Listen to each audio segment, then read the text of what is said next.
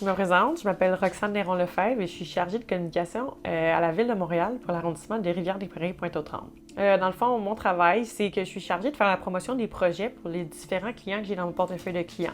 Dans mon cas précis, j'ai la bibliothèque, la gestion des médias sociaux, j'ai aussi les événements publics pour nommer certains projets qui sont un peu plus accaparants dans ma charge de travail.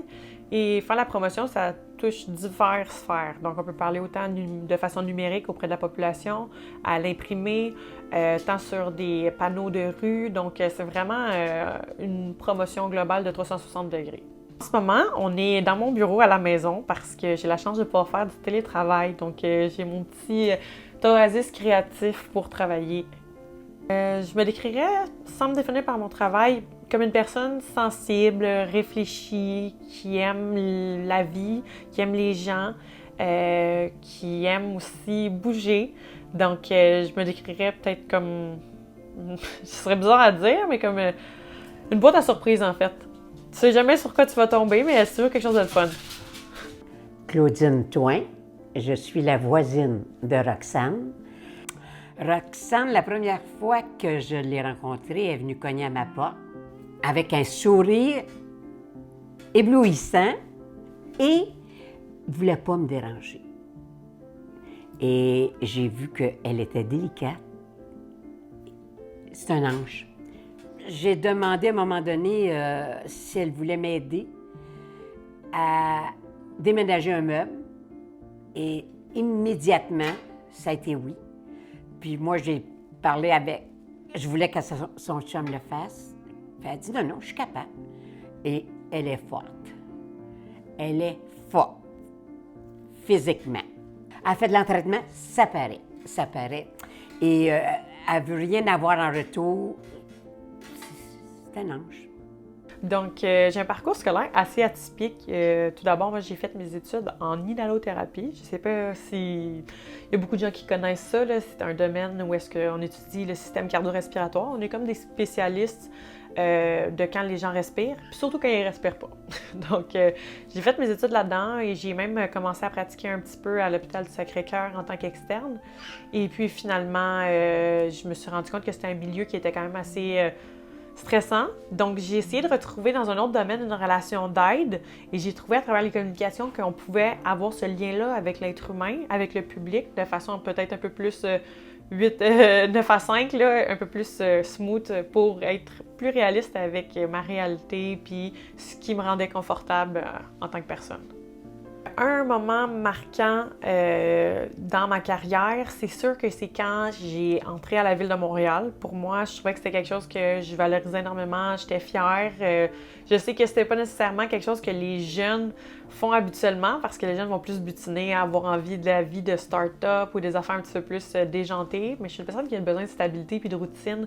Donc pour moi, c'était comme le Saint Graal de rentrer à la Ville de Montréal. Donc j'étais très fière. Fait que c'était un moment marquant. Donc, un autre moment marquant dans ma vie, c'est quand j'ai décidé de reprendre ma santé en main, que ce soit autant physique que mentale, que je me suis investie à prendre soin de moi.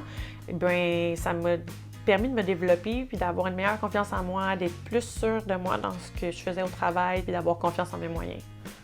Et une dernière chose, qui a été plus comme une épreuve, mais qui m'a aussi ouvert les yeux. C'est cet automne, j'ai fait un arrêt de travail où est-ce que j'étais complètement dépassée par toutes les choses qui se passaient dans ma vie. Et puis, j'ai pris un moment de recul.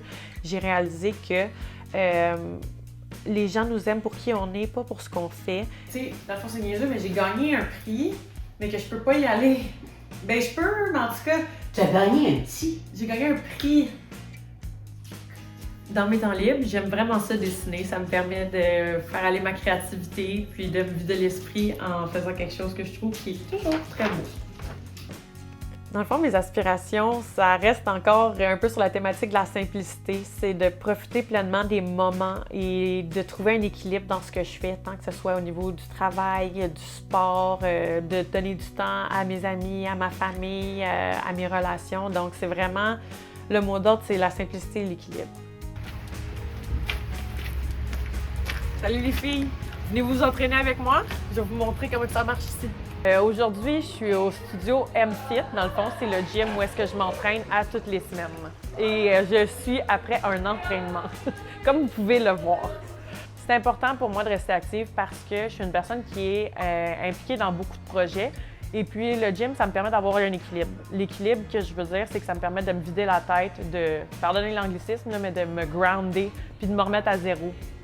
J'ai changé pour le cours de 10 heures pour celui de midi quand j'ai vu ton nom. Oh, ça fait trop longtemps qu'on s'est pas entraîné ensemble. Dans la prochaine année, par rapport à mon sport, je veux faire un meilleur temps dans une course demi-Irox que ce que j'ai fait en janvier. Donc en janvier, en début d'année, j'ai fait un score de 56 minutes. J'aimerais ça faire moins. Donc je vais me concentrer sur améliorer ma performance au niveau de la course. Good job, bon workout! Bonjour, moi c'est Émilie Hermite, je suis chargée de communication à la Ville de Montréal. Je suis une collègue de Roxane et je suis également une amie de Roxane, une amie de Jim. Donc voilà. Roxane, dans son rôle de communicatrice, c'est vraiment son rôle de stratège où elle excelle au quotidien. Elle a une vue 360 sur l'ensemble de ses projets.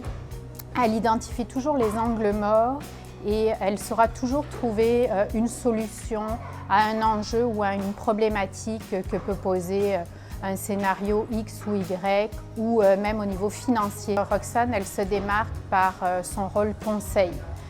Par exemple, dernièrement, on a fait des vidéos. On voulait faire une grande vidéo pour expliquer un règlement très complexe à la Ville de Montréal. Et Roxane est arrivée vraiment avec des idées pour le rendre attractif sur les médias sociaux. Donc, au lieu de faire une grosse vidéo de 2 minutes, ça a été des petites vidéos de 30 secondes avec des hooks en début de vidéo. Selon moi, les jeunes lisent beaucoup moins en français à cause de la grande influence, veux pas, des États-Unis. Donc, et aussi la manière qu'ils consomment la lecture ou des choses comme ça. C'est beaucoup plus rare qu'on va voir des livres comparativement à avant. Je pense que c'est plus autant répandu. C'est certainement accessible, mais les jeunes n'ont peut-être pas le sentiment que c'est accessible comme ça aurait pu l'être auparavant parce que il y a une barrière très simple à communiquer, c'est le téléphone. Je pense que ça joue un impact là-dessus. Le temps d'attention, il n'est pas autant long que ce qu'il pouvait être auparavant. Donc, je pense que ça a un impact à ce niveau-là sur la lecture et au niveau du français, je crois que c'est vraiment l'influence américaine. Selon moi, un des plus grands défis que j'ai pu constater dans ma pratique pour rejoindre les jeunes, c'est que c'est difficile de les faire sentir qu'ils sont compris. Puis qu'est-ce que je veux dire par là? C'est que je me trouve dans une position où est-ce que je suis une jeune adulte qui ne comprend pas nécessairement la réalité d'un jeune de 15 ans. Donc, je me dis, j'imagine que je pense qu'il voudrait entendre telle chose, mais qu'est-ce qu'il voudrait entendre pour de vrai? Mais il n'y a que lui qui peut le sait, il faut que je lui demande à lui. Donc, c'est difficile des fois de se mettre à la place des jeunes puis de comprendre leur réalité, puis de ne pas avoir l'air de vouloir avoir l'air cool, mais d'être juste comme authentique. Je pense que c'est ça le défi pour rejoindre les jeunes. Ah ben c'est clair que le meilleur média pour rejoindre les jeunes, selon mon expérience, c'est les médias sociaux. Particulièrement YouTube, je crois que c'est très tendance. Les contenus longs, les vlogs, toutes ces choses-là, ce sont des choses que les jeunes consomment énormément selon ce que j'ai appris par rapport aux tendances ou les enfants de mes amis. Donc, ouais, de se retrouver sur les médias numériques et particulièrement YouTube. Ce qui m'inquiète le plus par rapport à l'avenir du français chez les jeunes, je pense que c'est le désintérêt ou pas comprendre d'où ça vient, le pourquoi, le côté identitaire du français au niveau du Québec. Je pense que c'est ce que je trouve qui me fait le plus peur que les jeunes perdent. Par rapport à ces enjeux-là, j'ai un souhait, c'est sûr, c'est qu'en fait, qu'on parle aux jeunes, qu'on leur demande qu'est-ce qu'ils veulent voir, comment ils veulent voir, qu'on les prenne pas de haut. C'est un peu ça que j'essayais d'expliquer tout à l'heure.